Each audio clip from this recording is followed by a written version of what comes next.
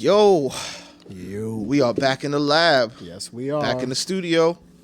Loose Cannons Podcast. I am no Justin, no peace. And I'm Lou Rivers. Man, oh man, oh man, oh man.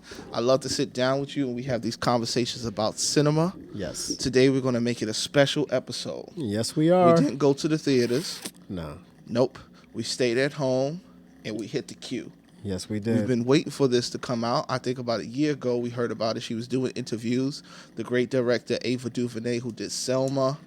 What else did she do? A Wrinkle in Time. That's another big one. So she got the project for the Central Park Five. That's what they were named in the newspaper, the Central Park Five. Yes. And she got the project, and it's a 4-part miniseries. And I have to say I was really excited to see her get the project and potentially see what she was going to do with it. Yeah, me too. Very different than, I guess, I want to say along the same lines of what she's known for, but this Yes. was a little extra.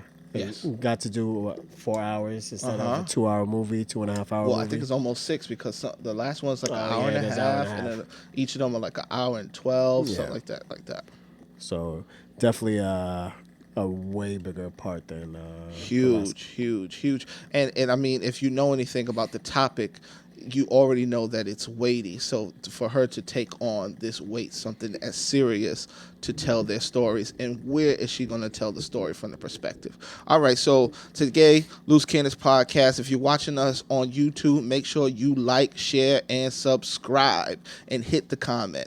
If you're watching us on any of our social media platforms, hello.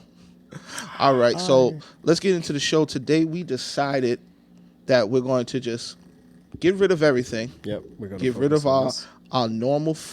our normal situation, our normal scheduled programming, and we're just gonna focus. We're gonna focus on these 4 parts and the implication of these 4 parts.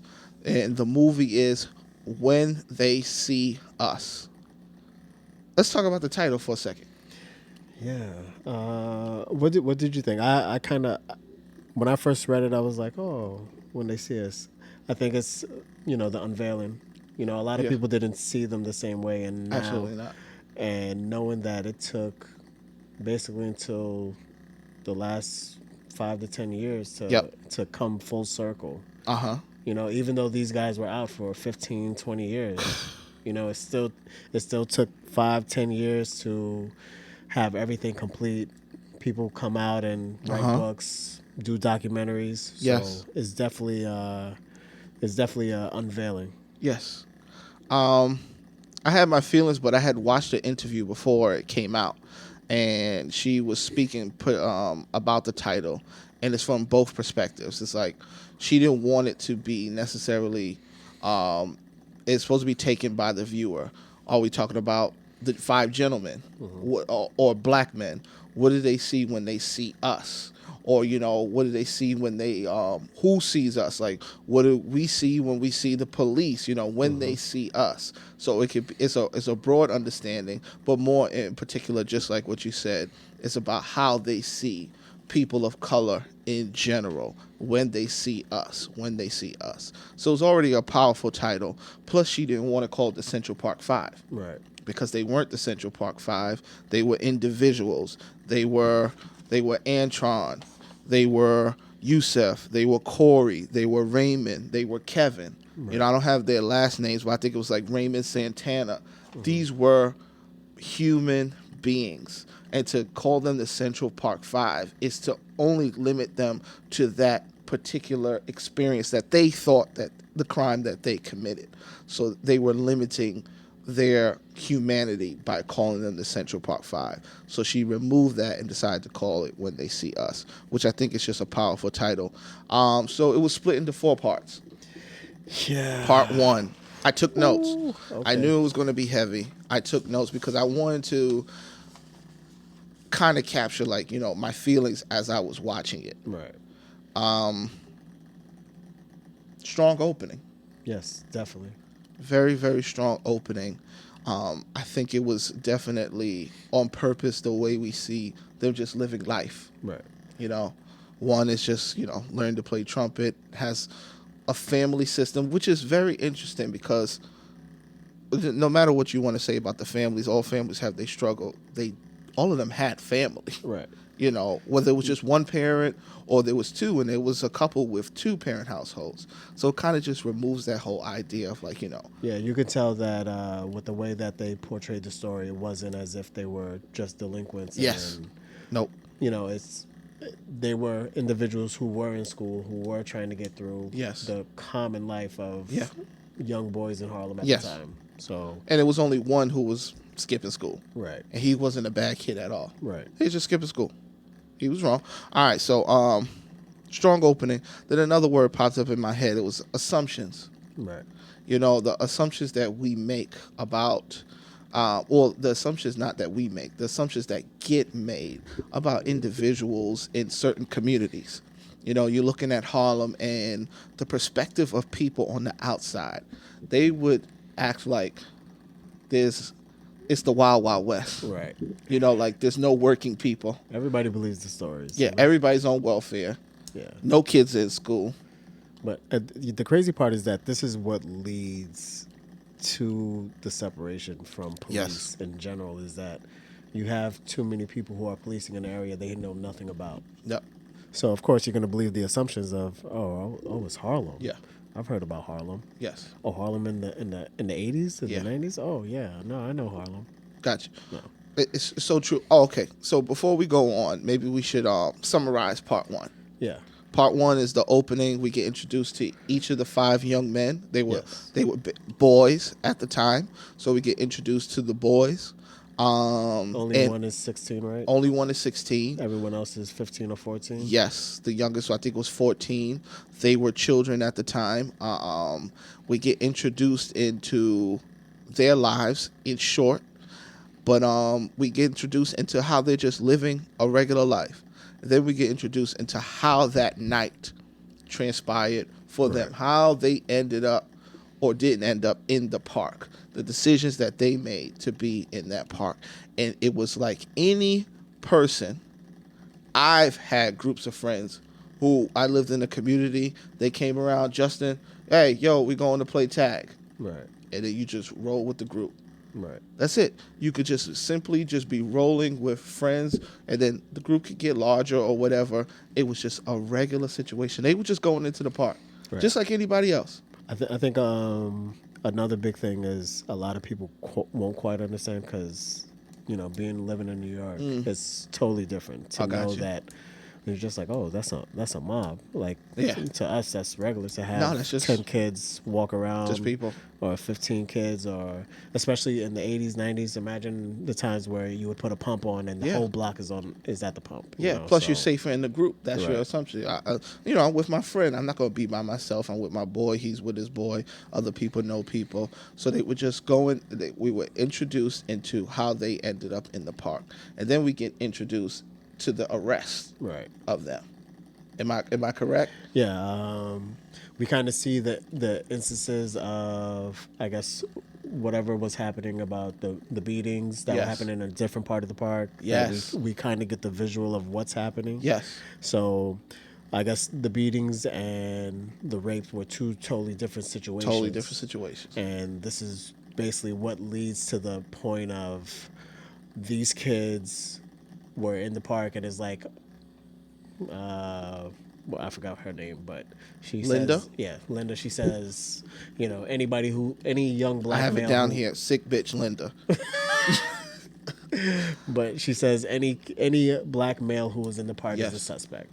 Now, I mean, one of the craziest, most ludicrous things is if you've never been to Central Park, maybe you would assume it's like, some little loop-de-loop. Yeah. This is a huge park.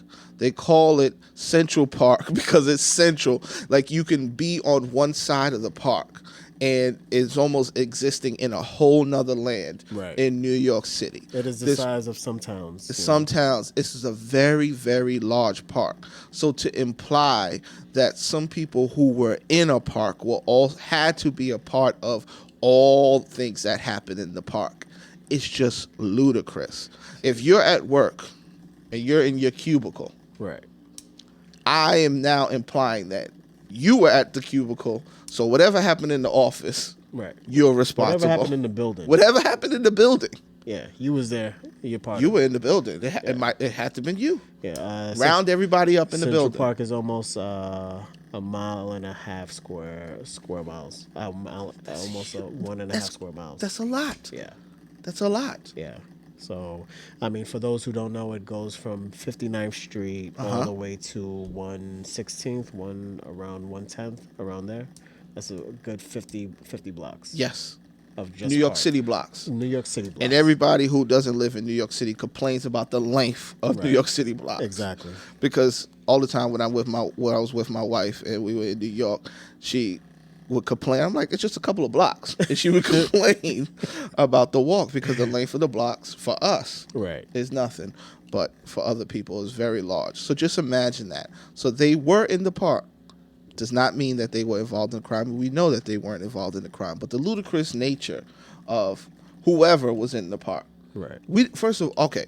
See, now, this is another thing that stuck out to me. The woman who was raped, and there was a woman who was raped, and it was horrible what happened to her. She was beaten and raped and left for dead. Right. But she's not conscious. That's exactly what I was She did not give any information. It's not like the woman said, a black man raped me, or a white man raped me, or Asian man raped me. She can say nothing. So all their assumptions were based off of what they thought these people were capable of. And they went straight to black. They didn't imagine a white man being there. They didn't imagine a homeless man. They didn't imagine anybody but these young black boys, because they heard that these black boys were in the park. Right. And some of the black boys were involved in beating up some people. Right. We come to find out that none of those boys were involved in any of those beatings. Exactly. Because of those eyewitness testimony of the people who were beat up. All right. So that's part one. And a lot of things came out for me in part one. The ability for police to lie. Yes. Well, I mean, by law, they don't have to tell you the truth. By law. Think That's about crazy, how crazy right? that is. Right? By law, you go to court in front of a judge, you have to tell the truth. Right. I swear to tell the truth, the whole truth, nothing but the truth. So help me God. So help me God. And a police officer who's a professional, who's supposed to be trusted, who's supposed to be the most moral, the most trustworthy in this situation, can lie to you? Now, in what perception can lies actually benefit? Right. Can actually benefit a situation. This whole situation is the perfect test understanding of all of these tactics need to be thrown the fuck out. Exactly. It's too many policies in which is a double standard. Like, why if we're all community, why are you separate from the community? Why are you separate? I understand that this is something that is major, but getting someone to confess something that they didn't do because you need completion numbers does not help anybody. Yes. Because that means that, one, you got a completion number, but whoever did the crime is still out there. Whoever did the crime is still out there, people. And that's one of the things that's the most important about this story. The gentleman who actually did the rape, he did other rapes, and I believe he raped after that. Yes. So therefore, that potentially could have been prevented had they gone after the situation properly. Right, because he's actually serving time. Yes. He's serving life when he meets Corey. Yes. So In part four. Right, so obviously if they did their due diligence and actually found this guy, yes, nothing else would have happened afterwards. Nothing else would have happened. All right. So, ability to lie. I wrote down this statement because these were my feelings at the time, people. Listen. The ability police cannot be trusted. To fudge the ages. Fudge the ages, making them 16. So that they can talk to them. And so that they can talk to them. Being there. There was nothing that happened in that first part that was okay. There was nothing that happened in those interrogation rooms that was okay. And that I'm going to jump ahead because one of my number one feelings about the situation is, why do I have to request a lawyer? Right. If we are America, and we're supposed to be the most just. And we believe in our justice system. We believe in our lawyers. We believe in our police officers. Police officers should not even attempt to keep you from legal counsel. Ever. Even if I want to make a confession, officer, I want to make a confession for guilt. Sure. Wait a second. I'll get you your attorney, your court-appointed attorney, and you'll have the confession while he's here present. Why would you want no one to be there present? Anytime you don't want someone to be there present, anytime you want privacy, is when you want to hide truths. I close the door in the bathroom because I don't want people to see me naked. Right. The nakedness in this situation is the truth, and the truth is manipulation. It's tough. It's a real difficult position to be in. Yes. It's crazy because I was thinking about this today. I feel like quotas and completion numbers for the police force is the same as standardized tests for kids. It's like you are doing no good by having the need for a quota or completion numbers. I don't care. Like, that's it. At the end of the day, you want to be like, oh, this department is so successful. But if half of them are based on false accusations, not successful at all. How successful is that? Not at all. Not at all. Not at all. And see, perfect segue. They were not interested in the truth. Right. They were interested in getting someone. Right. Which begs the question, what the fuck is justice? Yep. What is it? What is it? Ladies and gentlemen, you're watching this. What is justice? Can you describe it? I had to look it up. I told you I had notes. This shit was getting to me. So I looked it up. What's the famous dictionary? Merriam-Webster, whatever. All right. Yeah, Webster's Webster and them. Yeah. Jaleel White and them, whatever. Emmanuel Webster. Emmanuel Webster. Emmanuel Webster dictionary says, all right, so justice. Hold on. I'll cut that out. All right, that sounds better. I might leave that in. I like it. We so low budget. We knocking on the door, baby. Great content, bad equipment. All right, so check this out. The maintenance or administration of what is just, especially by the impartial adjustment of conflicting claims or assignment of merited rewards or punishment, meaning our justice, social justice. All right, so we keep going. So they have the judge. We know that we call a judge a justice, like, the justice of the peace. Exactly, or the Supreme Court justice. Administration of law. All right, here we go. The quality of being just, impartial, or fair question the justice of their decision. The principle of ideal or just dealing or right action. Okay. The quality of conforming to law. Conformity to truth, fact, or reason. These are the most important words. Conformity to truth, fact, or reason. Correctness. Admitted that there are much... Okay. So, with all those definitions, where do we find the most information in that? It's about truth and fact. Yep. And in this case, there was no truth that was sought out because they got the wrong people. We know this now. There was no facts that were really sought out because now we've got to understand what the term facts are and how we could link things together to create a story. Right. They wanted to create whatever they wanted to create. It could have been someone who was from downtown or whatever, but they wasn't searching for the truth. They were just searching They were not searching for the truth. They were not trying to get justice. Another synonym for justice: equity, fair shake, and right. There was no fair shake. There was no equity. Antonyms for justice: inequity, injustice, raw deal, wrong. Those are all the things that happened. Yep. There was no justice here in this situation. Hey, you want to go home? All you got to do is sign this. Now, through this whole time, okay, great, this is the 80s. I hope that every single inch in every interrogation room of every police department is littered with cameras. Right. There should be no option. Exactly. Soon as that door opens, the camera goes on. The entire police station should have littered a camera with in cameras. every room. Littered with cameras. Because guess what? If you go into Macy's right now, all of Macy's is littered with cameras. When I was working at Macy's, when you step in the door, there's a camera when you step in the door, and there's a camera looking right at the register. And I'm just a person who's not delivering justice. Right. I don't have to give equity because you know what? At the end of the day, I owe you your change. That's it. Right. All I'm doing is ringing it up your clothes. But there's cameras on me. And we're even arguing today whether cameras should be on cops. All day, every day. Federal allocation, cameras on cops. Simple.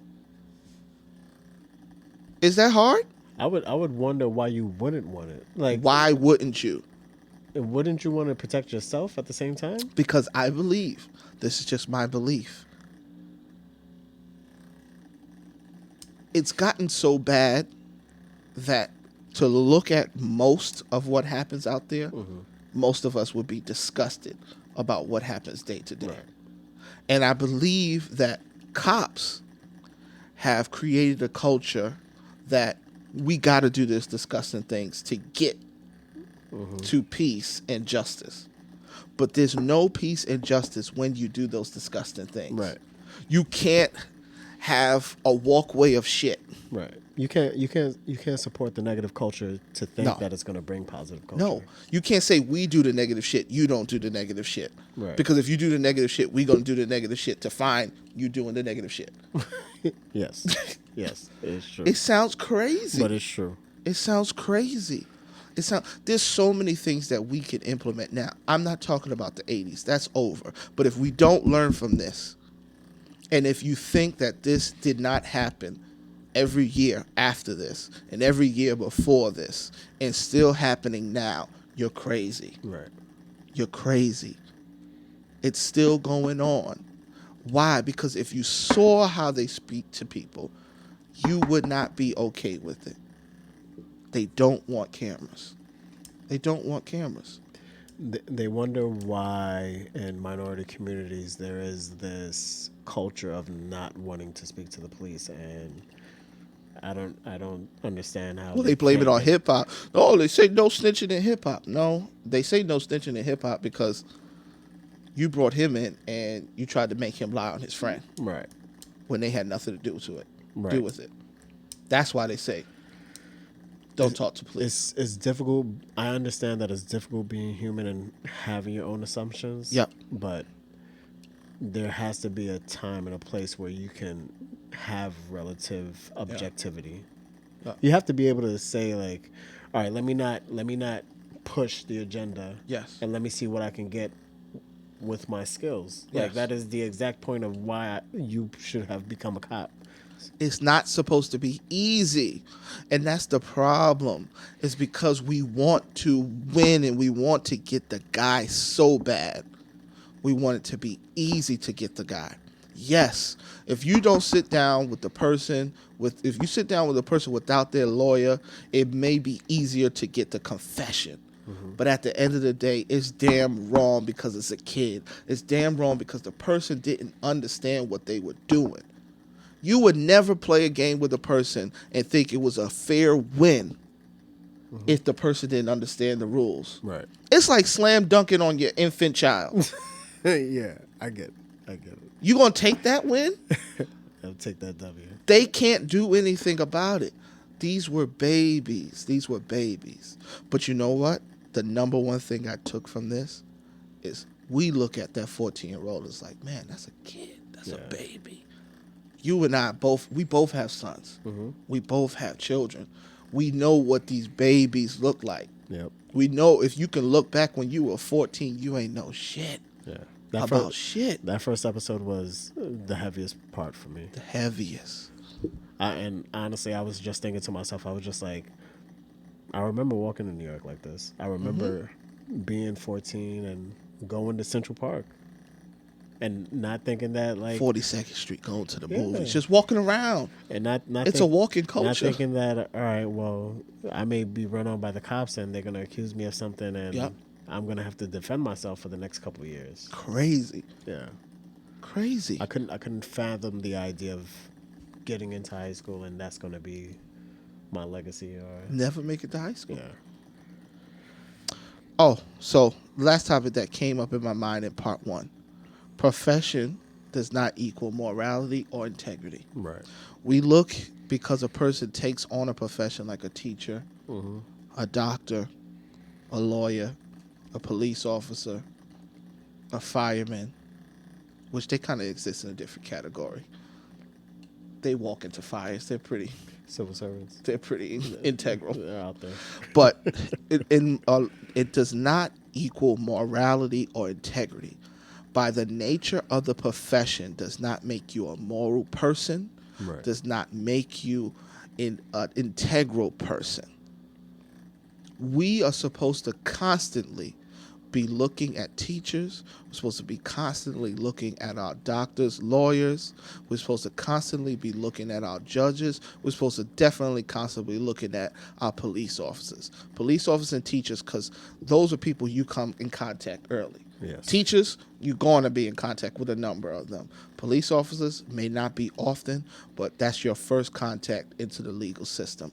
And to imply that just because of the person applies for the job and takes a test, that they're a moral person, Right. is outrageous. To some, it's still just a job. To some, it's still just a job. It's not about the bravery. It's not about the integrity. It's all right. That's that paycheck right there. That's it. Oh, they got good benefits. Yeah, that's it right there. Yep. And then you kind of just going with the herd. You're absorbing that culture, the negative parts too. All of it. And the whole thing is it's not in no way, form, or fashion is this saying that police are bad. There are some that are. There are some that are good. Yes. This is the lay Because of the they're land. people. Right. They're humans. In any profession, if you go into an airport, you're going to have some person be nice to you and help you, and some people who is an asshole. That's the nature of human beings. But in the job that which you have a weapon is exacerbated because it's so dangerous. Right. I can't do much to you behind a counter at 7-Eleven. Right. And it's very similar to them showing us the two female leads in the first part. Yes. The one who's leading the sex division and the one who's Yep. leading the homicide division. The one who's leading the homicide division is trying to say, like, all right, we shouldn't just assume these are the same people. Yep. And we should do our investigation thoroughly. And Linda fought for it, and she got it, and she got her boys, and she was able to accuse them. And She just wanted to make a name for herself. right, and the other female lead was just like, well, all right, I hope you get what you want, like, because this is not how I would have done it. You know, and I love the writing in this because what they do perfectly is they show their reasons. Right. And it begs, it just presents this idea of not all reasons are reasonable. Right. So people may have their reasons why they feel they must do a thing. But it's proven that Linda's reason was not reasonable. Her reason seemed in a way noble, that she wanted to stop all of she wanted to place a bookmark or present a big show to end rape. Because there was so many rapes that were just going and just not being solved. I think it presented like 3,400 or something like that. Right. But that's a reason, but it wasn't reasonable to pin it on some boys who had nothing to do with it. Because it doesn't help. It doesn't actually serve the goal. And when your bias comes into play, you may be considered a noble person because you're fighting this good fight. But when you're biased and you think you know who the criminal is without actually following the evidence, then we have a miscarriage of judgment. So, heavy part one. Yeah, very heavy. Heavy. Set the tone. You knew what ride you were on. Yeah. Intense. I didn't know what they were going to do with part 2. But in part 2, we transitioned into the trial. To the trial. Yeah. Okay. So we're experiencing now the trial. And one of them couldn't get out. Right. Because so they present very important understanding of like bail. Yep. Understanding that most of them actually couldn't afford bail. Right. But because they were linked to some churches, the churches gathered people from the community to get them, 3 of them out. One of them didn't have that network. I think that was Raymond Santana. Yeah. He stayed in the whole time during his trial. Right.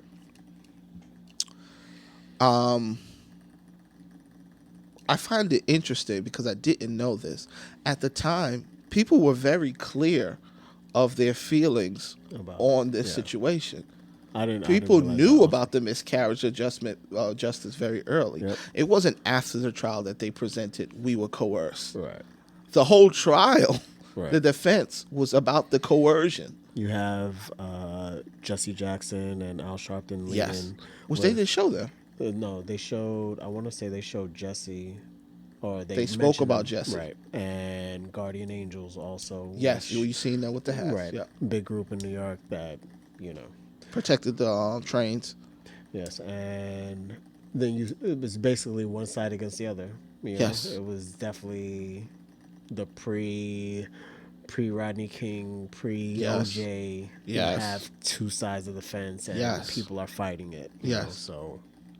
Now, and this is what I want people to always ask themselves. Well, this is before the trial. Why do you even have a side? Right. Other than the perspective of, I know these kids. Like, it makes sense for the parents to have a side. It makes sense for the people of that particular community who are connected to those kids and those parents to have a side. But why the hell did any of the other part of the city have a side besides just choosing their bias? Right. Nothing was presented at that moment. There's no court case at that moment. And you took a side based off of your bias. Number one person who took a side based off his bias. Our commander-in-chief, Donald Trump. Donald Trump, they presented that very clear. Mm-hmm. He took out a 4-page ad in multiple newspapers, spent a total of $85,000, which was a lot in the 80s, to bring back the death penalty. Yes. This is before they were found guilty. Kids. Kill them. We need to kill these kids. Yep. We need to kill them. Just let that sit in. Just let that sit in. Because it brings back the word justice. And... we've lost that. Yeah, we've never had it. I feel like we've never had it. No, it's been years. We look at it as revenge. Right. Getting back. Yeah. We're in a revenge system more than we are in a justice system. Yes. Even when you go into court and you get these settlements, like let's say something simple. You go Judge Judy or Judge Millian, and let's say a person owes you $1,500. You tell them it's the $1,500. We find out that the person actually did owe you the $1,500. The judge awards you $1,500. Mm-hmm. The court system is to make you whole, right? Not to increase, right? Not to make you above or take away from the person. Right. Oh, you took the $1,500, so I'm gonna make you give them $1,500 and another $10,000. Right. No, that's not it. It's supposed to be about the return. Exactly. If I steal a car, I get the car back. I make the person whole.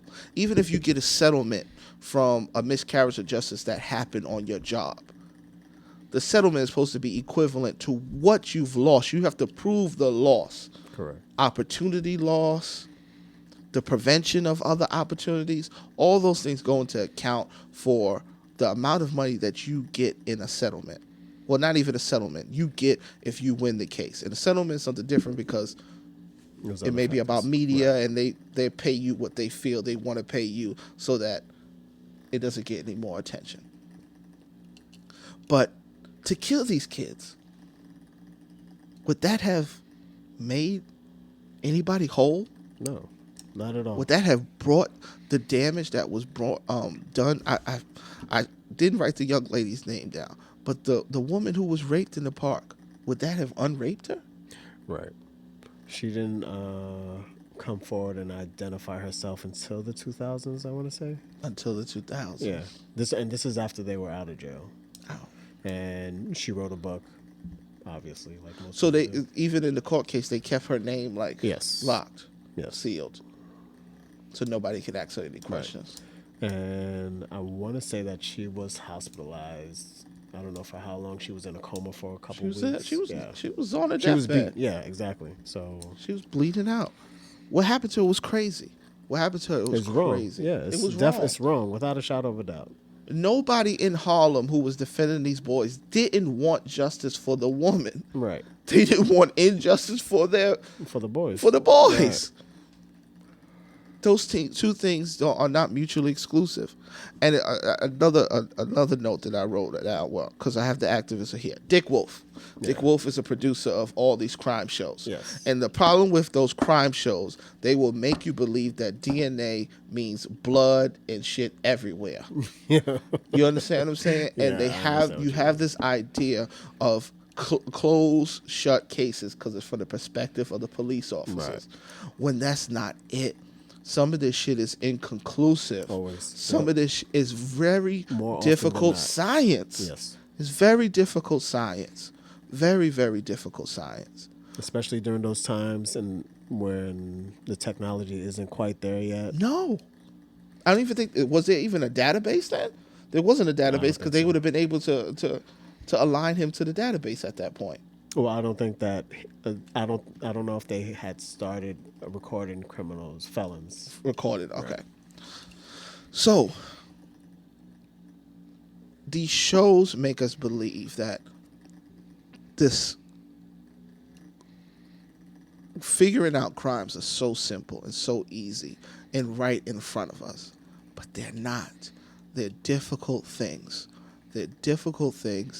And the punishment of putting someone in jail is so severe. I think that's another thing that we've got to learn. Putting someone in jail is so severe. We need to take that seriously, and more serious than we do now, because everybody's ready to throw somebody in jail. Right. Well, we don't take it seriously that the facilities are terrible. Facilities are terrible. It's not about rehabilitation. Nope. It is about punishment. But wait, Lewis. They deserved it because they committed the crime and they knew it was a crime and they knew it could happen to them. We are removing their liberties. That is the punishment that they're getting. Their liberties. It's not a facility that we're like, oh, I hope that they No, the removal of liberties is the punishment. I'm going to take it extreme. When people say things like, well, you knew what the crime was. If you do the crime, you do the time. If I put a sign in my yard, step on my grass, and I rape you, is that okay? Do the crime, do the time. Yeah. No. Well, you stepped on my grass. Did you see the sign? Well, people, those things do not work. You can't turn yourself into an animal and think that you're going to stop animalistic behavior. Right. You can't turn yourself into a villain to stop other villains, because all you did was just add a villain. You can't. You have to remove the vengeance atmosphere. Remove it. If it's supposed to be about public safety. What is the safety? What is the thing that will increase safety for the public? Right. Not decrease it. Not decrease the image of public safety. What will make the public safer? This is one thing that I always ask people, because everyone's about the vengeance. Yes. Everyone's about this idea. All right, you want to pay someone back. You want, this monster did something so terrible. Yeah. But he's going to get 10, 15 years. Yeah. Right? Now, the next 10 or 15 years will be his worst years. Yeah. Because the facilities are terrible, the conditions are terrible, yes, and you just want the person to pay. Right? Yeah. In 15 years, he's back out on the street. Yep. After the 15 years he just dealt with. After he did something terrible. Yep. Do you think that person is worse now or better? Worse. How is that making society better at the end of the day? It doesn't, because people don't want to think about it. They only want to think about it emotionally. And if you just let's ask a psychologist their understanding of. People go crazy over cows being put in cages. Crazy over chickens. There's videos going over the internet, and I'm not even making a stance on any of it. But we herd human beings into captivity every day. Now we say to them, you did this, we do this to you. Right. But you don't use that same logic. You're a cow. I get to herd you. You don't use that same logic. You don't even use your humanity that you have for a dog. For these people. For these human beings who have made a mistake. And I'm not talking about rape in this situation. Even though the crime that they were accused of was rape. Most people in jail are not in jail for rape or murder. What is it, like 90% nonviolent? 90% of people who are locked up, let's say I'm wrong, 70% of people who are locked up are nonviolent offenders. The facility is not okay for them. At least, at the minimum, 70% we fucked it up. We got it wrong. For 70%, at least. The other 30, let's say we want to argue about that. Murderers and rapists. But yet they're all in the same facility. Right. I could have sold crack cocaine, and I got to exist in a bunk with a murderer. Accused murderer, convicted murderer, actual guilty murderer. Doesn't matter. You put me with the murderer and the rapist. And it's just supposed to be a great place. Right. We lack the focus on rehabilitation. And if you think about other countries that, one, they don't have the death penalty. A lot of countries don't have the death penalty. Yes. Two, they don't have life sentences. No. A lot of countries don't have life sentences. They have a cap on the maximum. When did ours change? Because I thought our max used to be like 15 years, 16 years. You could do a murder, get out in like 15 at one point. No clue. But they have a lot of countries, the maximum is somewhere in the mid-20s, let's say. The maximum. Yeah. And I mean, but their focus is on justice as not vengeance. That's it. The removal of liberties is the punishment. That's it. But the amount of time that you spend behind bars, our focus is now to rehabilitate you because you are going back into society at some point. That's it. At some point, you will have to be amongst your peers. And we would love to put out a product in which you're not returning. Yes. Which, obviously, here, we return a good percentage of people back into the system. Yeah. Not only do we remove their liberties, but when they get back home, they can't work, can't vote, can't drive, can't do this, can't fly, can't travel. Like, what else are they supposed to do? What? And we find that out in part 4? Which one? Part 3. We explore the returning home. But before we get to that, plea deals, because that comes up in part 2. The majority of cases don't go to trial because, if you go to trial, you're going to go away for 20 years. But if you plead guilty to this, you'll only do 7. People, how is that justice? How? If you understand that the game right now with a lot of these DAs, and I understand why people have questions for Kamala Harris. Not every DA is the same. But the nature of this business right now is to get your numbers. And if you get a plea deal, that is a good merit for you. You get a plea deal. So you tell a person, let us know if you did the crime. If you tell us that you did the crime, we'll give you this amount of time. And it's always a huge stretch. Tell me any person who would not think about pleading and lying to only get 5 years. When you look at the miscarriage of justice that's constantly going on, it looks like everything is stacked against you, even if you didn't do it, or you could spend your life in prison. Right. That's the decision you have to make. Of course you will lie. Of course you will lie. It's not even about being principled. To be principled and spend the rest of your life in prison. You got to be logical. Or to be logical and get out in 5. Any person would take those odds. And less time on good behavior. So how are we finding the actual guilty individuals when we stack that shit against them? How are we finding the truth?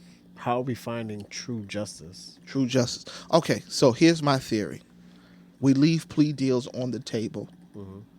But the maximum any jail time a person could be given for a crime is based off the least amount of time any person was given for that same crime. Okay. And I think, in theory, this will balance the scale. At first, a lot of people will just be getting out. And then it will start balancing the scale of, now you can't commit the injustice. Because now if I put somebody in for 25, I got to think, if I put somebody in jail for weed for 25, now I got to think about my nephew who smokes. And because of my decision for 25, now somebody may put my nephew in jail for 25. Because at the end of the day, if I've committed the same crime and I get 6 months and you get 7 months, what parameters did they actually use to say this is worth 6 months, this is worth 7 years? Yeah, I think the entire system, top to bottom, needs some sort of overhauling, because totally the idea that, one, like I said before, having objectivity as a police officer is crucial, but having objectivity as a judge is just as crucial. Just as crucial. Because at the end of the day, even though you're waiting on the jury to say guilty or not, the judge is still going to lay down a sentence. And if in one case he's giving you the 3 years and in another case he's giving you the 10 for the same crime, how is that objectivity? It's not. And I think every judge's judgments should be brought into question. They should have a file, and a person should be going through and charting out, reviewing it. The board should be reviewing every single judge. Where did these judgments come from? Right. Because they're just allowed to do it. We just assume you're a judge. Oh, you're moral. You're moral. You're a moral individual. No, he's not. A lot of these judges have biases.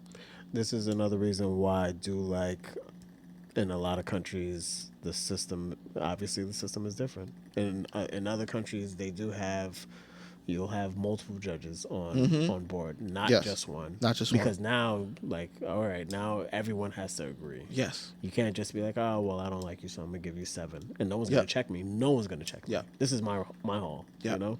So. And that's the attitude. Right. That's the attitude. Respect the judge. No, the whole system needs to be overhauled, because the only thing to be respected is the law. Right. And the judge is acting based off the law. So I don't need to respect him, that gavel, or that cape. Right. The law decides. The law decides. It's this idea of everybody thinks they're fucking John Wayne. It's the Wild West. The Wild West. I'm sitting up on the gavel. I'm John Wayne. I'm the prosecutor. I'm going to get these people back. No. And then people are looking at, like, reasonable doubt, and they look at it as almost if it's a barrier to get people convicted. Reasonable doubt is not a barrier. The one thing that our forefathers did understand is it's more important for a guilty person to be let go than an innocent person to be put in jail. Right. So reasonable doubt allows us to flesh things out to the fullest. Right. To the fucking fullest. You must be certain that this person did it. Certain that this person committed this murder, because this is very serious what we're trying to put them in for, what we're trying to put them in jail for, what we're going to do to them. Think about that.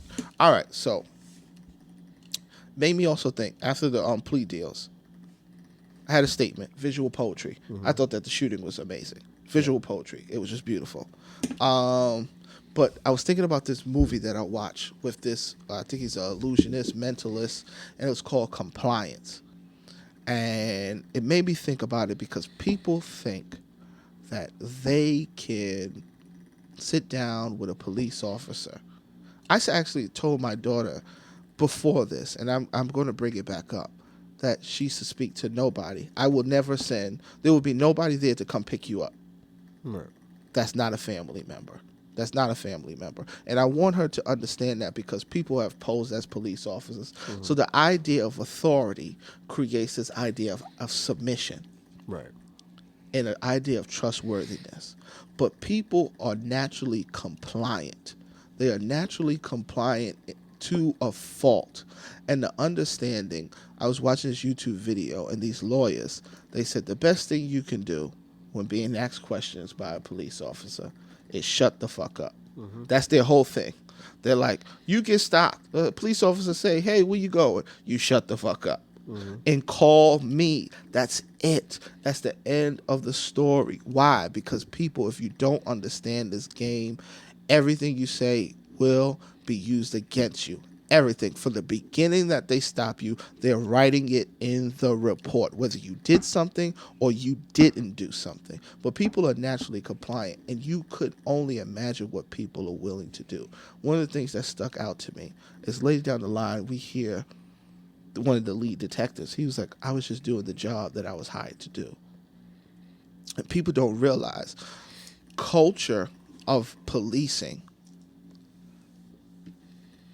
they hire compliant type of individuals. Yes. If you don't think about the psychological understanding, they don't want individuals who will think for themselves. Right. They don't want individuals who are extremely objective. It's a paramilitary organization. We want individuals who will follow our orders. And when you follow our orders, you actually then decide exactly what I want to do. I don't have to tell you to go and pin that on the person. You already know what my standards are. You become compliant and complicit into some disgusting situations. And that is what's happening, and that's what's rife in our justice system right now. So many people are just compliant. They're just complying. Part 2 was intense for me. Yeah. It was intense. It was intense. All right. Spend a lot of time. Part 3. Part 3. What's the story of part 3? Part 3, we actually. It was the all the boys coming back. All the boys. We see them do that. Corey Wise. Yes, we see them do their individual time, and then we see them come home and try to adjust. I thought that she told the story seamlessly. Yeah. It just flowed. It just transitioned beautifully. You see them growing up as they come out and turn into men. Some of them getting back together. Yes. So it was definitely the idea of now trying to transition back into the regular world. Yes. And having a hard time finding a job. Yep. Having a hard time dealing with, obviously you're locked up. Everyone else's life goes forward. So yes. Raymond have to deal with his father and his new wife. Yusef coming back, and even though he had his faith, yes. like just adjusting back to working and being the one boy of so many girls, right? Oh, that was Corey. Corey coming back. Not Corey. Kevin. Kevin coming back. Same thing. So it's just like everybody's dealing with their own thing and just trying to find a place in the world. As now you're in your 20s, and obviously different world. I think the toughest one, as much as they did portray a lot of Raymond, was Antoine dealing with his father, who told him to lie in part 1, and now his father trying to make it up or trying to get back, played by Michael K. Williams. Michael K. Williams, yes. Whose performance was stellar. That was intense because it just shows that you don't know what you don't know. Right. And he obviously didn't know that the police were lying. Right. And if there were tapes, you would just see exactly what they told him. This is what you should do. and this is what we're going to do for you. And they never did it. They completely lied and told these boys and their parents they would go home. Right. In particular, in Michael K. Williams, they said, tell your son to tell him to start talking. Tell him to cooperate. Right. If he says that this is what he did, we're going to take care of you guys. You guys get to go home. Right. And that never happened. And that's he forced his son to lie. Right. Going from part 1, he makes him lie. And he sees what it does to him. By part 2, he's leaving the family because of embarrassment. And never goes to the trial. Never goes to the trial, except when he at the end is a witness. Right. Never goes to his own son's trial. And then obviously now in part 3, when Antoine is coming out and he sees that his mother's taking care of his father. Yes. And he's like confused, and he has all this animosity, this built up aggression. And can't say I blame him. Right, not at all. And then obviously at the end, when he has to help him out, and he lets it all out. Yeah, like you kind of see it come full circle, because he knows that his father wanted the best for him, but him being a former felon himself didn't really know how to deal with the system. And not even the system. At that point, when he removed himself from the family, he could not handle it emotionally. He had no idea how to handle those emotions. So he pulled himself away. Some people just run. Right. Even tense emotional situations, you have fight or flight. And he chose to fly. And it totally destroyed his son, because they had a great relationship prior. That was his hero. And it was really sad to see that all the simple dynamics and how they varied in everyone's life. There were different variables. So they come back home. People are having a hard time getting jobs, but they get jobs. These jobs ain't paying shit, though. Right. First of all, it's hard to get a good job, because at the time the good jobs would be a state job doing certain things, but you would need a state license. Can't even drive a truck. Right. Need a state license. And a lot of people don't realize the rules that felons have to follow. So many. And you kind of see that with Raymond, I think. Yes. When he's with his parole officer, and he's telling him, like, you could work here and not realize that someone else is a felon. The moment that your parole officer knows, you're going back in. You're going back in. Not that you were actually trying to work some type of crime situation out. Just being at the workplace Just with another being at felon. the workplace next to another felon. Think about how outrageous that is, and how difficult that would be to navigate for unnecessary reasons. Right. Unnecessary. Not that we know you guys were doing something wrong together. Not that we even suspect. Not that you guys even talk. But it's against your parole. It's against your parole.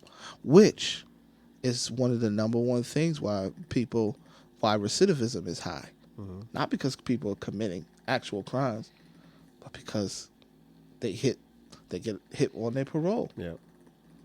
Not making it home in time. Yep, exactly. 9 p.m. Got to be home. Yep. What was it? 9 p.m. 9 p.m. 9 p.m. Got to be home. 9 p.m. to 7 a.m. I think it was something crazy. You're just like that. A whole 10 hours. You definitely got to be home. Got to be in the house. Can't do anything else. It's tough. Can't go to the grocery store. Nope. What are we doing? What are we doing to people? What are we doing? All these So when I was watching this, I was thinking about this place, and it's not too far from here. It's a car wash, and apparently the guy hires a whole bunch of people who have felonies, because he wants to make sure they have good jobs. It just made me feel like building the business, you don't need the government to take the box off, which I think Obama might have done. Mm-hmm.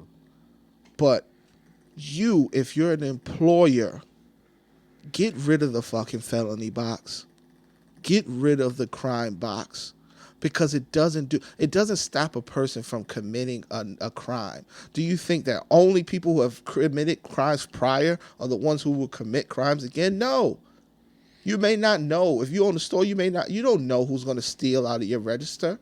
Yeah, the person who didn't get caught. Exactly. Who's never going to trial. That's the dude who's stealing out your register. The one you can't prove, so they can't even indict him. Get rid of the fucking box. Hire people, hire people, hire good people, people who you feel you can trust, people who understand the job. Get rid of that fucking box. It doesn't make a person untrustworthy. That old wise tale, a robber is a thief is a liar. Mm-hmm. That's not true. People are liars. Yep. Everybody lies. So everybody isn't a robber or a thief. It doesn't work. Sorry, Grandma. It doesn't work, guys. Get rid of the fucking box.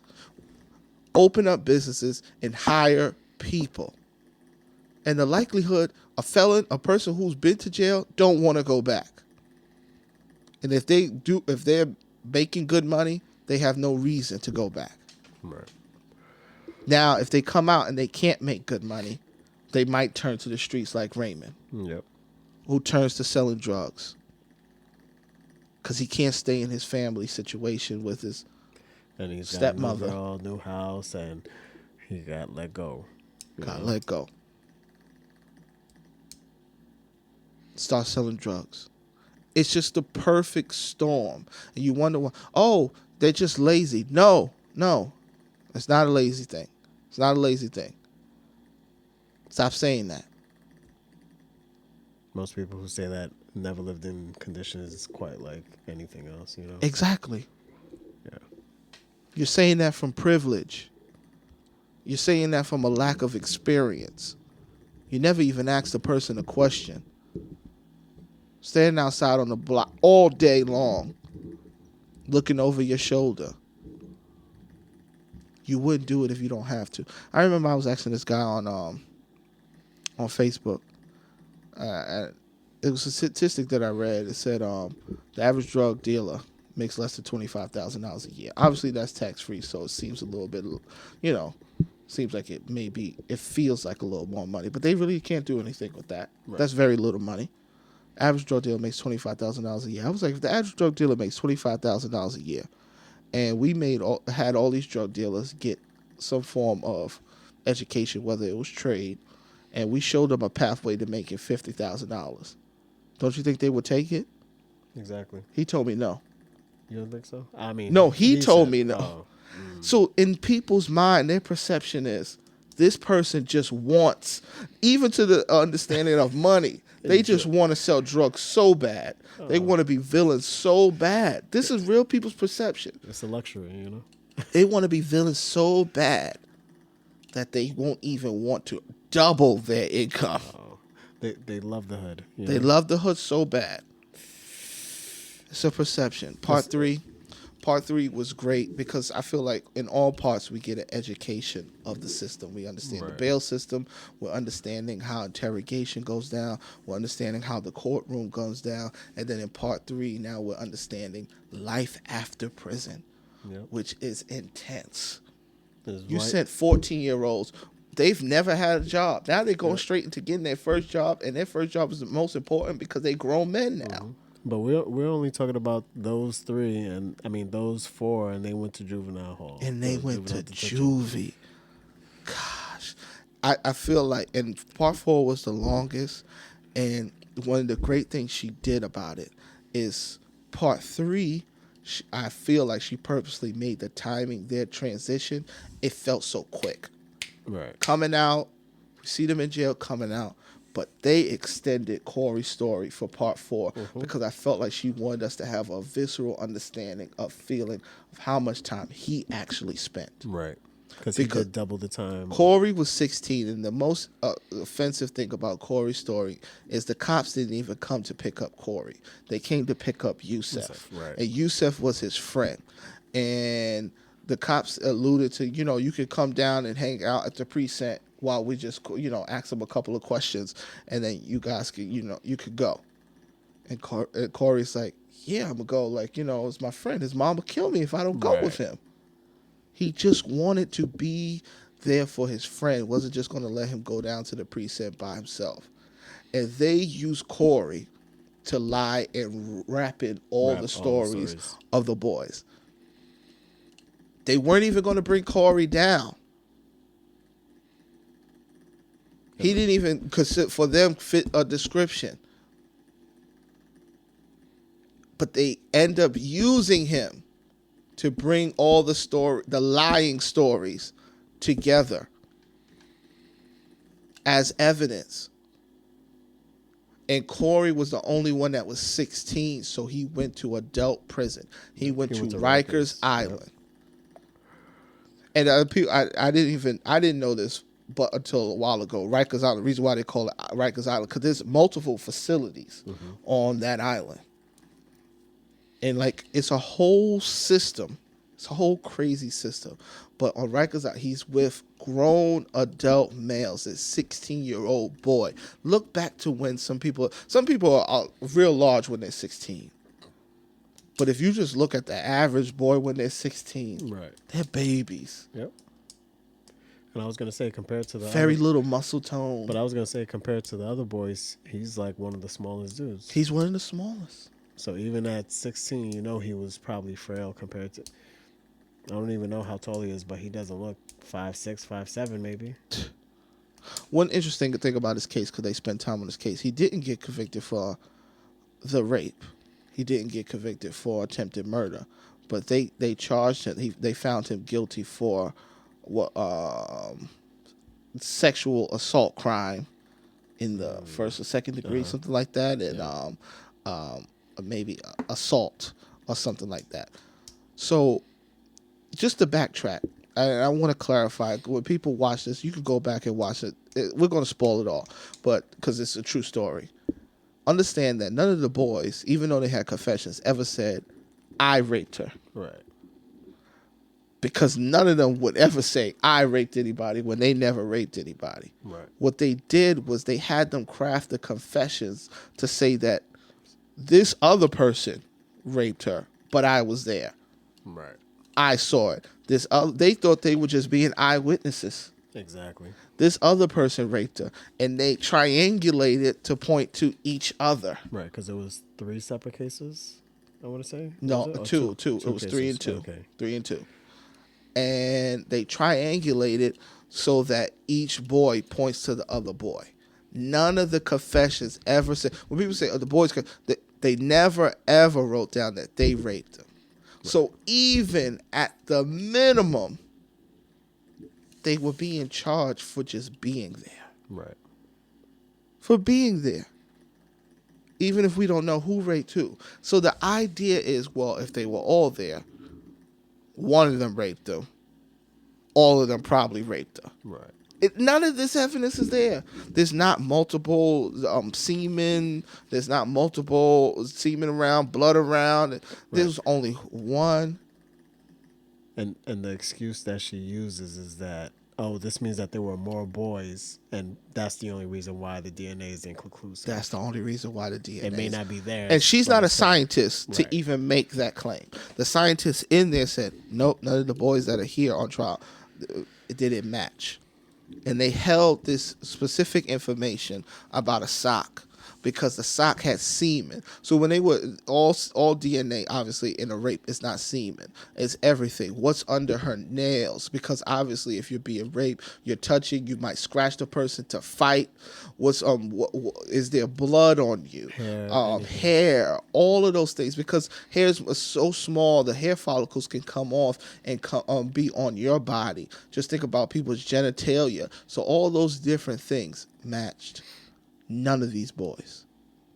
And in fact, they all matched one person. Yes. And we find that out in part 4. Part 4 is Corey's story, and part 4 is also the road to redeeming these boys. Corey had a hard situation. Yes. He did 12 years? 12 or 13 years. Yeah, he did a couple in Rikers. But not in juvie. Upstate. Right, exactly. He was beaten to almost an inch of his life on multiple occasions. Yep. The ability. One of the things I wanted to point out also that pointed out to me, Corey's story was again, just by the nature of the profession, you are not integral or moral. The COs. Mm-hmm. See now, now if you think that police officers will treat you as if you're guilty, just imagine. Once you get found guilty in the court of law, what these COs will treat you as. Yep. You ever seen The Experiment or one Oh, version of the it? Stanford Yeah. experiment. We should do that because I never watched the whole thing. I read about the Stanford experiment. I never watched. They did like a recent Yeah. movie. We should do that with compliance, and we'll talk about Right. that. There's All right. one. There's one with Forrest Whitaker. Oh, okay. Yeah. It's pretty. So we'll watch that. Yeah. But yeah, go on. I'm sorry. So these CEOs, and we see a number of CEOs who are willing to do horrible things to people who they consider guilty and horrible people. They're willing to use them, and we see also this system of jail. The cost to call somebody, Yep. 10-minute phone call on 88, $23. Yeah. $23 is a lot of money in 88. For a 10-minute phone First of call. all, you all use your cell phones. People would throw their iPhone away if they had to speak to somebody for 10 minutes for $23. Yep. That's crazy. $23, dog. It's only manipulation. And it's not manipulation of even guilty people because they don't pay it. The families pay it. Exactly. The friends pay it. But we live in a free market. Yep. Capitalism. Cheap work, cheap labor. Cheap work, cheap labor. Capitalism is not always moral, ladies and gentlemen. I don't know if you know this, but it's not always moral. Free enterprise is not always moral. It needs to be checked. That's another podcast. But we're looking at this system, commissary. But another thing that stepped out to me was the one CEO that he met that actually treated him well. But he treated him well while Corey, he was in the hole. Right. And they call it the hole, but it's called solitary confinement. And in all the science experiments that have been conducted on solitary confinement, they have concluded inhumane, inhumane, and this is within the context of prisoners, because that's the only place solitary confinement is. Science, psychologists, psychiatrists have spoken out against solitary confinement. Not okay. Not okay. Not okay. It will destroy the mind. Destroy the mind.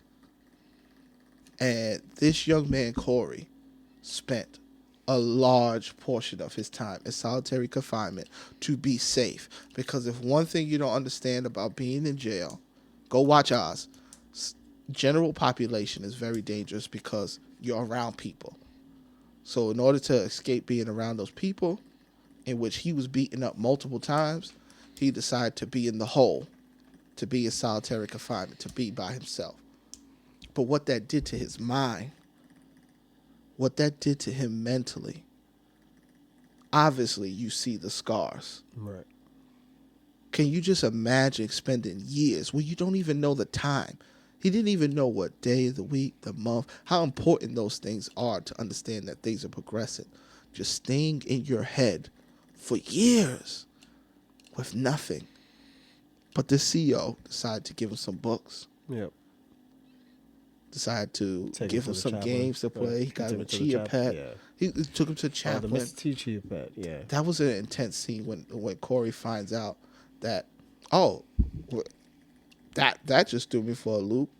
His sister, respectfully, his sister, who was born his brother, Norman, who transitioned to Marcy, dies.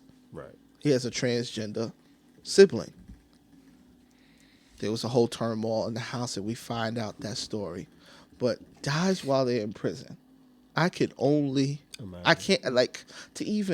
to have to deal with, I'm in prison, and to now even know that now my sister dies, my brother to him, but sister, however we're going to say it, dies while I'm in prison. Can't even speak to my mother. Right.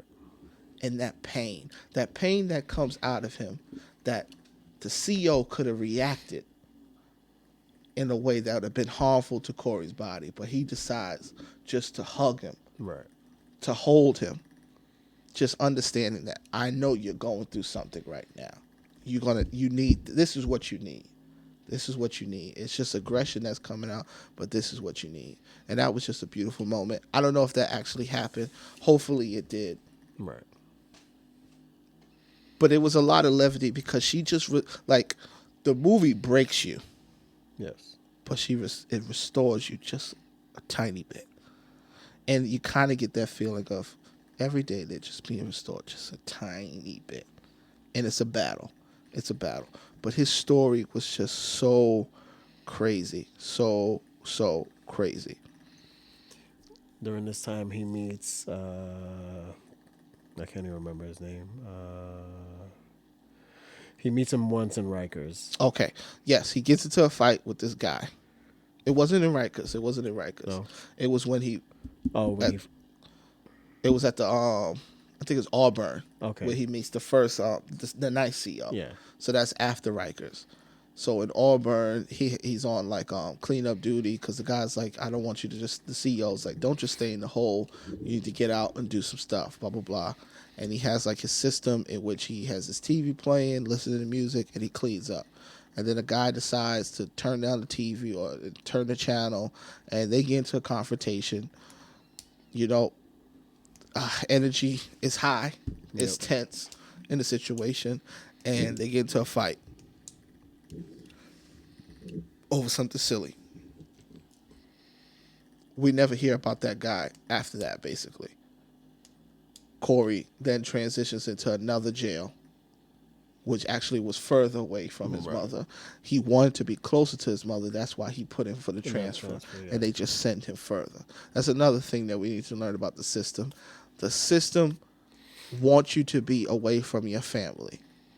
They want you to be away from your family so that the family, when they come to visit you, they have to travel. Mm-hmm. They have to lodge.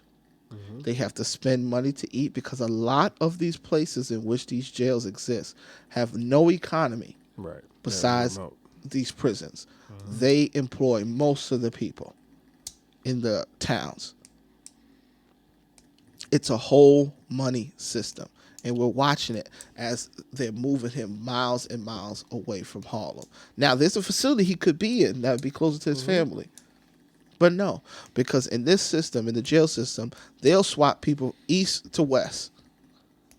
You could literally have a person that could be closer to their family by being in the east, and the person closer to their family by being in the west won't trade them.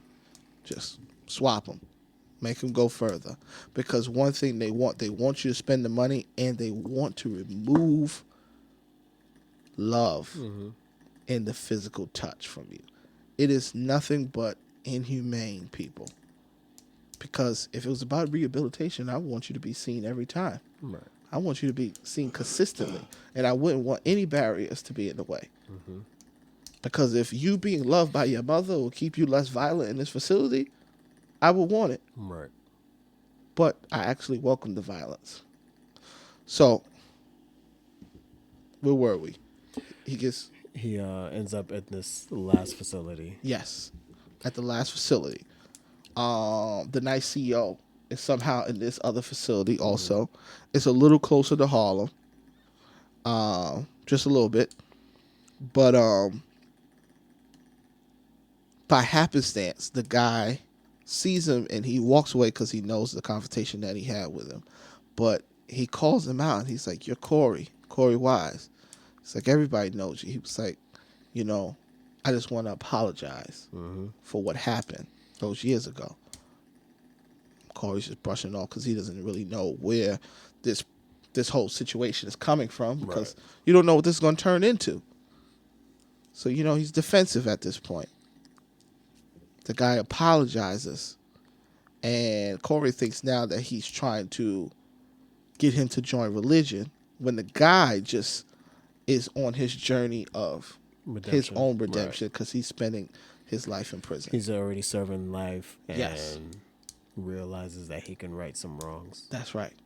He's like, "You're still here. Right. This is crazy. You're still here." Because at this time, everybody's out. Everybody else is out. For a couple of years now. Right. But you're still here. And Corey at this point has stopped going to probation. Or probation hearings, because the thing they want him to do in probation hearings is admit and apologize. And he refuses because he maintains his innocence, and he's like, "I'll just max out. I'll live my life here. Right. I'll just max out. And all while he's living his life there, the guy decides to admit to committing the crime that he did commit, right, which happens to be the rape that Corey and the boys were convicted of. exactly. It just so happens. So they go through the whole process. He admits to the crime. They bring, I forgot her name, Yeah, but she was one of the people who were going to originally be on the trial, but it looked like she didn't like how Linda was handling right. things. So she removed herself. So now she ends up getting the case to verify the guilt of this individual. Yep. And all of the evidence. He has all the details All of the everything that details. happened.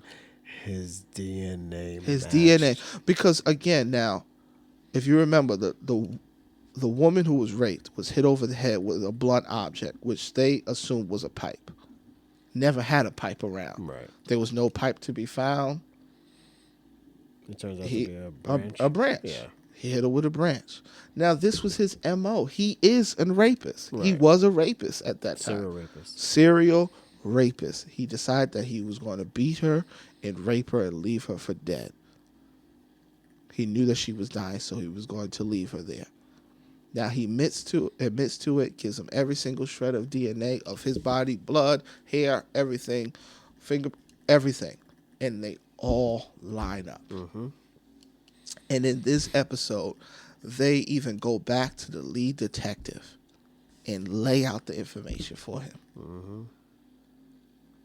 And he denies any wrongdoing. Yep. He denies even being wrong. Not even like, oh, we got it wrong. Oh my gosh, we got it wrong. No remorse. Hey, if they were wrong, they wouldn't have confessed. That's what if they weren't wrong, they wouldn't confess. And the woman saying, "You guys coerced them. We've got the full tapes. We put it all together. None of it made sense. None of it. You guys coerced it. Well, we just need to tell them what they need to say because we knew it was them. Mm-hmm. We knew it was them. But you had no evidence. Well, he must have just been the sixth guy. We missed the guy. Right. But there's only one set of DNA. Right. And it's all on him. And she lays out. He told us a story, and he's walking through Central Park. Mm-hmm. Blood all on his body. All the DNA all on his clothes. All on him. He even knew where the spots were, where it happened. He even knew where he the dragged spots her were. to the place where they found her. And there's no way he would have known. Right. No way he would have known. And these people still maintain not even a shred of remorse. I don't even know if they really believe it. If they're trying to save face. Right. Or they just like super evil. I don't know. Then she speaks to the Linda lady. She maintains the same thing. Yep. And apparently, then, here, this is when it gets insidious. She said there's a 40-page paper that comes out in which commissioners come together, police commissioners come together, and they lay out the facts of the case to prove the guilt of the boys. None of those commissioners are scientists. Right. All of the evidence concludes that it was Mateo, I think. This Mateo guy. Yet, you have people who will write information to say that it's still these boys. Right. And the insidious part is when you look at all the tragedies that are happening now, you look at how connected these unions are and how invested in people are into saving the face of police officers. It's almost as if how companies act when there's a situation within the company and how they act in a way that they just want to clear the name of the company. This is not justice anymore. The institution of policing is not interested in justice. This is only about jobs. They operate more as a corporation. Right. A corporation who uses their union as their legal defense. Correct. And lobby and lobby the changing and transition of laws to their benefit. Not to the benefit of justice, not to the safety of the people. Because if you're a police officer, you would be included in the safety of the people. Right. So no one's excluded. They protect their own. They don't protect the people. They protect their own. They don't protect their people. His name was Mateus Reyes. Mateus Reyes. Yeah. Wow. All right, so that's part 4. We got anything more to say about part 4? Nah, I mean, he finds out, he gets out, and I mean, for those who don't really know how it ends, Mike Bloomberg is mayor of New York City at the time. Mm-hmm. This is the early 2000s, and he would not settle the case with the boys, and he would not admit that the city was wrong. No. It takes almost 10 years till Mayor de Blasio, right? Mm-hmm. Is mayor who's running for president. Who's actually the one who settles the case with the boys for $41 million, I want to say. Yeah. And each of the boys get roughly $1 million per year that they served. So, but I mean, I see the interview with them, and they asked them about the money, and they're like, it means nothing. Right. Like, I mean, they could put their kids through school. The guy said, he's like, I could put my kids through school. That's about it. Every day, they were like, there's no day that doesn't go by without them thinking about what happened to them. You lose your childhood. You lose your childhood, and who knows, like, most of those kids, you're 14, 15, 16, most of them were probably virgins. Right. Some of them, of course, people don't want to talk about the sexual experiences that people end up having in prison. Their first sexual experience might have been in prison. And it might have been against their will. These are children. And the inhumanity in some of these people that we trust, some of these elected officials, politicians, who on one hand seem trustworthy. Oh, yeah, you know, it's a billionaire guy. You know, he's smart. No. Look at what he's doing. Look at what he's doing. We need to be more focused on having people who are willing to represent us instead of represent themselves. I feel like it's so difficult when people are just like, all right, well, you know, he makes a lot of money. He could help us out. There are people who can help everyone out, but that doesn't mean they're gonna. Yeah. You know, we're sitting in a spot right now where our president is more likely to look out for himself than he is to look out for the people. I mean, I don't understand why people can't see that with most politicians in general. Yes. But in the same respects, we're in a place where we hire civil servants who look out for themselves and don't. It's almost the most idiotic thing. I would never trust a person who runs a Fortune 5. Most individuals who run Fortune 500 companies to ever be interested in the people. Because their position as a CEO was only to the shareholders. They already come for the perspective of, I'm only going to serve the few and the money few. So when you transition into politics, you only service the people, the money few. So now your shareholders are not the millions of people, hundreds of millions of people. The shareholders are the people who gave to your campaign. The shareholders are the people who will continue to give to your campaign. Those are the shareholders. So those are the people who they serve.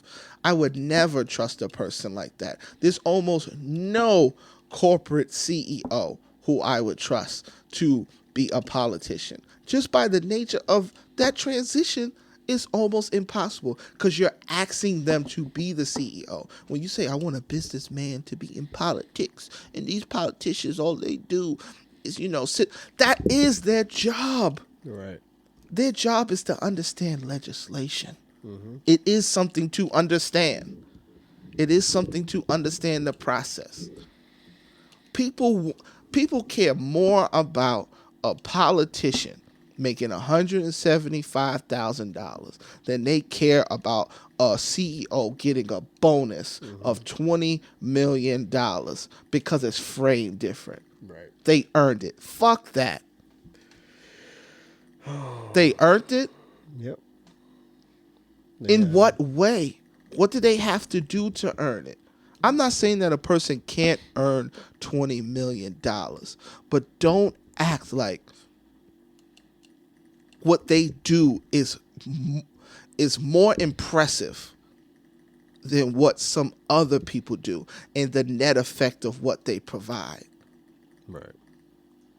We hold these idea of a CEO as if it's a fucking god. And all they do is just follow ideas and principles. That's it. They hire and fire. They fire, they close shit down, they shut shit off. That's it. That's it. They aren't the creators behind most situations. Stop doing that. Okay, off the CEO situation. Right, cool. We went through the four parts. I don't know if we're going to split this podcast depending on how long this actually goes, if we're going to make this a two-parter, because we're already an hour and a half in. Yeah, we are. So just for GP, if we decide to make this a two-parter, this is where we're going to end the first part. Okay. And on the next part, we're going to talk about all the topics that we had to explore through the film, because there are some topics that we already did explore, and there's some that we want to get in deeper.